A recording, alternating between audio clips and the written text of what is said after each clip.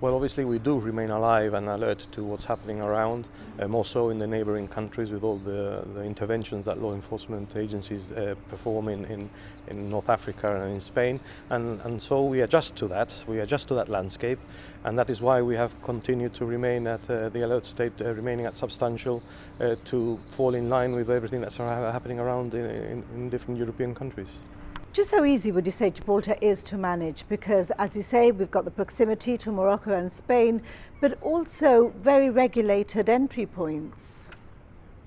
That's a very valid point to raise, because we do have 12 million visitors arriving into the jurisdiction here, and it would be naive to say that all of those people are good people. So yes, we have to work very closely with our other law enforcement counterparts, both in Spain, locally with the Borders and Coast Guards, Customs, the GDP, and even the MOD, and interoperate, which is a lot of that is already happening behind the scenes, but all that coordinated and put together should make Gibraltar a stronger and a harder place to deter any potential threats to our national security. Well, work carried out not only to deter terrorism but also to see how people will react to it, and so ongoing security awareness courses. Yes, we've rolled out for the past couple of years, and we continue to do, adjusting depending on how the threat picture evolves.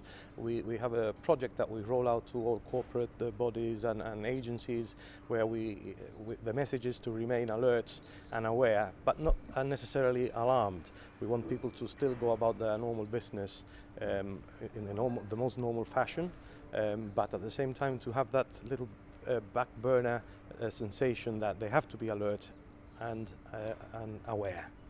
Do you think that Gibraltarians by nature, especially perhaps those over 40 who've been brought up in was a naval base, do have that awareness? They are intrinsically aware of things. They will report a bag that's been left unattended, for example. I suppose that comes with individual personality and like you rightly point out, the way you've been brought up. But maturity also comes into it, and there are people that are savvy to those features and others that are not. So we want to reach out as far as possible to everybody, so that all this awareness and alertness remains current. And do they come forward? Indeed, they do. We have people that do contact us and impart observations or information that they may come across, and we are very grateful for that and to them. However, we want to reach out even further. There are people that probably keep observations and views and informations that they come across, and they keep them to themselves, thinking that it might be innocuous or not necessarily relevant. But just my advice to that is come forward, speak to us in confidence, and we will be looking into them, and if it's nothing, so be it. Let's put to bed and nothing's more spoken about that. And just how much confidence should the public have in the work of Gibraltar's essential services? Well, I wish I could have a crystal ball and guarantee 100% safety and security. Unfortunately, that cannot even be said by bigger nations than ourselves. But what I can say is that a lot of work, interoperable work, is taking place.